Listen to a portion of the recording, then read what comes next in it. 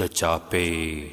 سهار 18 برخه د چا د وجود برخه د چا زړه خاورو ته سپارو د چا د وجود برخه د چا زړه خاورو مدرسه که مزار مدرسه د اصحاب سپله تاریخ څخه سرچینه اخلي د شخصیت او شخصیت جوړونې بنسټ دی د اسلامي ارزښتونو د ساتنې دا مرکز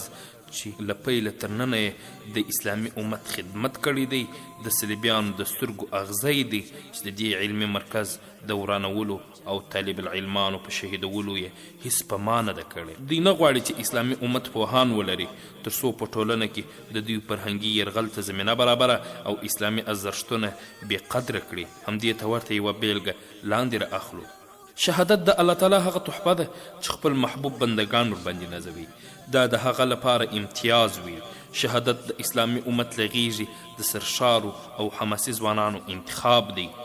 څوک چې هم له دې ویاړ څخه برخمن شوي تاریخ نه یوازې په خپل غیږ کې ساتلی بلکې همیشه به په دوی ویاړي راځئ څو شیبې د ضیاء العلوم له غیږې د څو جلا شوو تنکیو ګلانو سره پاتې شو په دوی کې لومړی شهید محمد نسیم جان و په شهادت مین تنکی ځوان او د دیني علومو طالب العلم لوی رب عز وجل په ځانګړي ذکاوت نازولی و دا د ادب د شنه اسمان ځلانده ستوری و تور زلفانې د غوږونو شاته اړول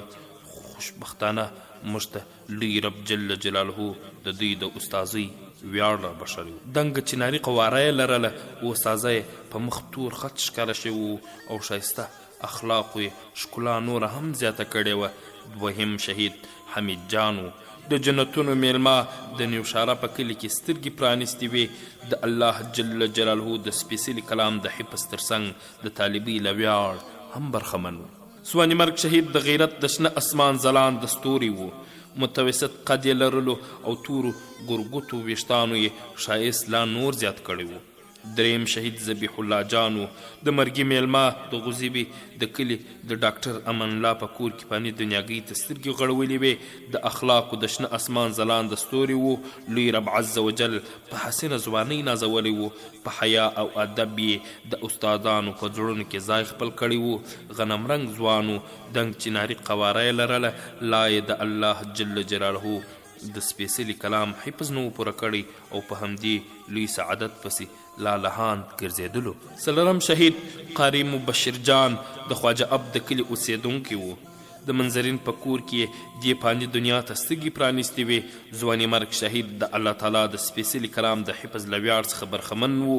لوی رب عز وجل په نرمو ورېښمینو ډوله اخلاقو او حسینه قواره نازولی و حیا او ادب یې په صحرا کې له ورایه ښکاره کېدل و استازه یې د نکاح سنت هم پر ځای کړی و او خبر نه و چې له خپلې جوړې سره وصال به یې آن بلې دنیاګۍ ته پاتې شي پنځم شهید فضل محمد جان د کچکلا اوسېدونکی و د غلام حضرت په کور کې دې فاني نړۍ سره اشنایي شروع کړه شهید اشنا متوسط قد درلود نرم اخلاق لوی رب عز وجل پرې لورولي و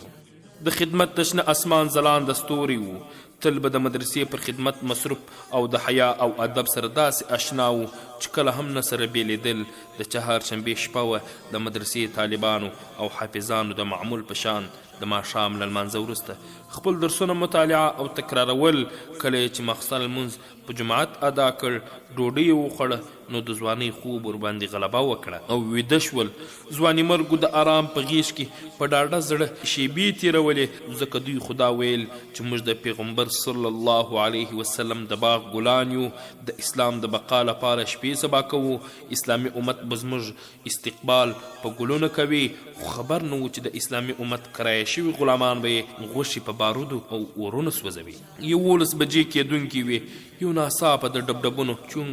قهرجن اواز د مدرسې شیشې ولړزولې ځواني مرګان راپورته شول سم د لاسه یې نازنین سپین لاسونه پر سترګو راتېر کړل تر څو د خوب د مرګ څخه د ژوند دور ته وګرځي په سپینو لاسونو یې تور زلفان د غوږونو شاته واړول خو په حقیقت کې دا هر څه مهربان رب عز وجل ته د ورتلو په تکل و یو څوک د دوست لیدو ته ځي د ښکلا او ادب څیره خپلوي د ځواني مرګانو سملاسي ښکلا په حقیقت کې مهربان رب ته د ورتلو پر تکل وه کله چې رابهر شول له پاسه پرې وحشانو بمبار وکړ او ټول یو ځای شهیدان شول. انا لله و انا الیه راجعون. د چا د وجود برخه د چا زړه خاورو ته وحشي ځواکونو د دغو پاکو او بېګناه انسانانو جابرانه شهادت بسنه ونه کړه، بلکې سم د لاسه یې مدرسه د دوی معنوي مور په داسې حال شهیده کړه چې د الله تعالی سپېڅلی کلام هم ورسره شهید سو. اوس د قاري جان وینې او د قرآن پاڼې یو ځای د مدرسې په انګړ کې له خاورو سره ګډې وډې، او موږ هم چې کله د دوی شهادتونه لیدل هغه د یرموک ورځ راته یادېدله. لوی رب عز وجل دې د دوی شهادتونه په خپل دربار کې قبول کړي. غربیانو او تالیسټ غلامانو یې په دغه ډول کړنو خپله توره وحشي څېره ښکاره کړه. دا او دې ته ورته وحشتونه د مسلمه امت راتلونکو نسلونو ته ځانګړی پیغام لري. هغه دا چې صلیبیان او ملګري یې دلته زموږ د مقدساتو د توهین په تکل راغلي وه. دوی د بیا رغونې او آبادۍ په نوم زموږ هر څه لوټ کړل، تر دې چې زموږ مقدسات یې هم د اور خورا کړل. زموږ ځوان نسلونه باید د صلیبي تالیسټو دغه بشر ضد جنایت ولولي. دغه راز مجلسونو کې یې بیان کړي تر څو د اشغالګرو تورې صحرا په ذهنونو کې تل پاتې وي. یو ګل د شهادت په خوب وي د